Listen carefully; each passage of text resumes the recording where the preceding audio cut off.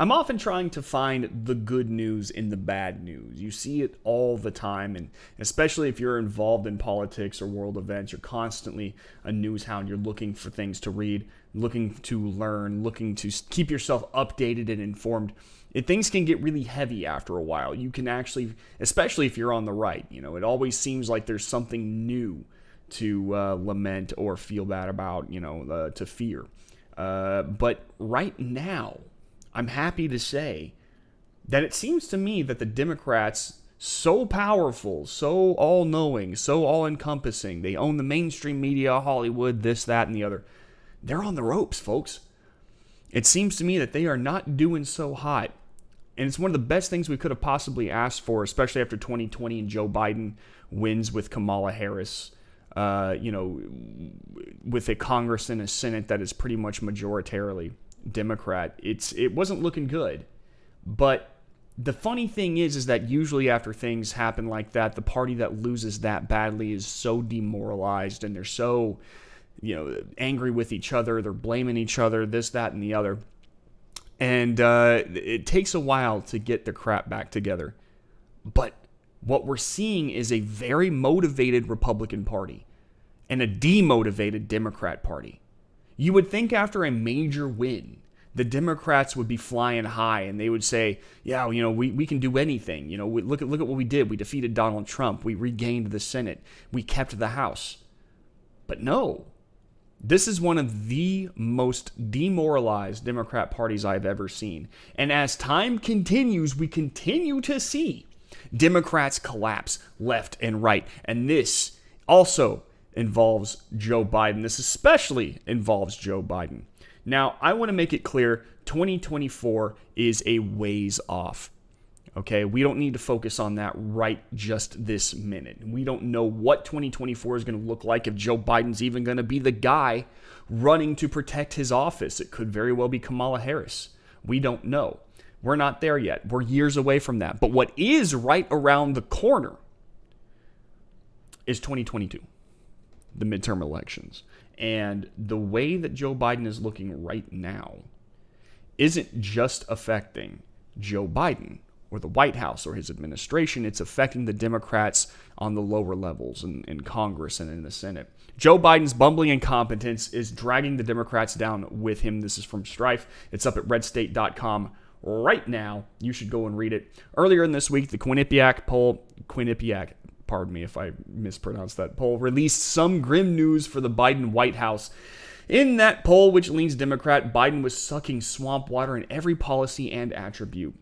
This is the top line from that poll. Biden received negative scores in the double digits on all but one key issue when Americans were asked about his handling of the response to the coronavirus. 48% approve, while 50% disapprove.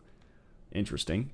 The economy, 39% approve, while 55% disapprove. His job as commander-in-chief of the U.S. military, 37% approve, 58% disapprove. Taxes, 37% approve, 54% disapprove. Notice, the disapproval rating is beyond bad for him in each of these categories. And it's really no wonder as to why. He's been an abject failure in every single one of them. Foreign policy, 34% versus 58% disapproval. The situation at the Mexican border, 23% approve while 67% disapprove. This is not good news for Joe Biden. And it's definitely not good news for the party that supports him. When it comes to Biden's personal traits, Americans were asked about whether or not Biden cares about the average American. 48% said yes, while 48% said no, compared to 58% versus 37% respectively in April. That is a massive change. Absolutely massive. Once again, Quinnipiac, a left-leaning poll. Keep that in mind. Is honest, 44% say yes, while 50% say no, compared to 51% and 42% yes in April. Has good leadership skills, 41% say yes, while 56% say no. Another massive drop since April. Another massive change. More than half of Americans say 55 to 42% that the Biden administration is not competent in running the government. Battered on trust, doubted on leadership, and challenged on overall competency, President Biden is being hammered on all sides as his approval rating continues to downward slide to a number not seen since the tough scrutiny of the Trump administration. And I want to remind everyone that the Trump administration had that kind of scrutiny because of a left-leaning press. They were constantly hammering him for so much as breathing out of his left nostril when they would have said he should have breathed out of his right. That kind of lunacy was going on. A lot of it was completely unwarranted and unfair.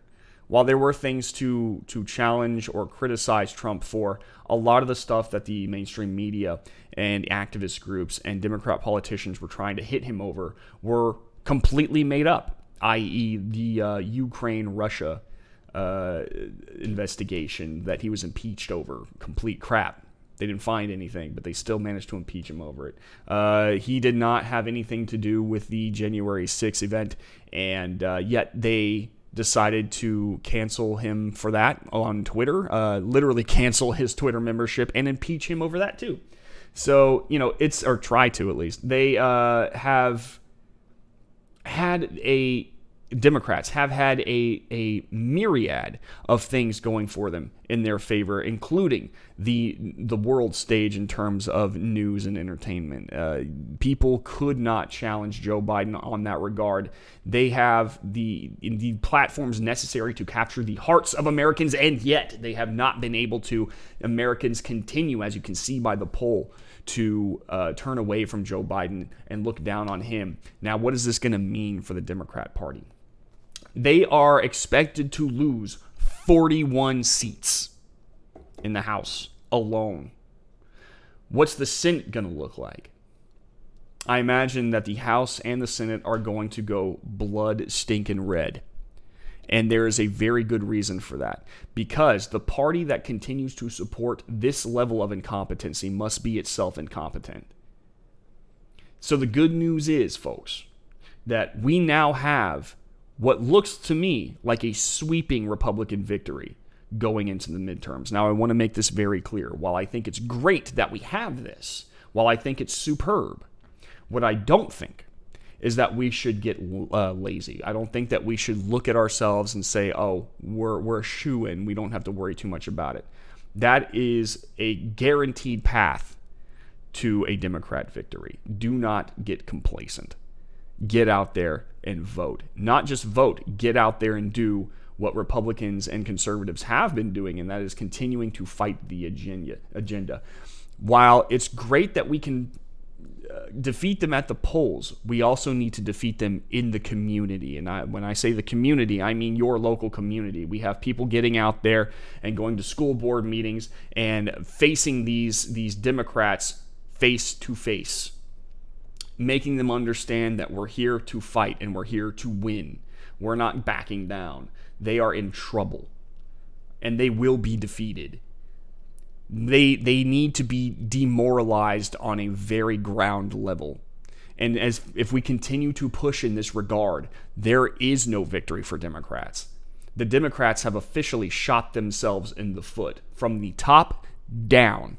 They are continuously proving they are either A, incompetent, or B, just straight evil, trying to teach our children things like critical race theory or how to be transgender. All right, this is what the Democrat Party represents right now, and Americans have had it. So there's your good news for the week.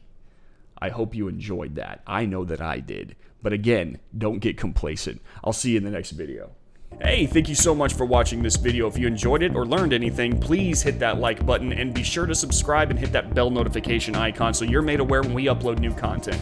See you in the next video.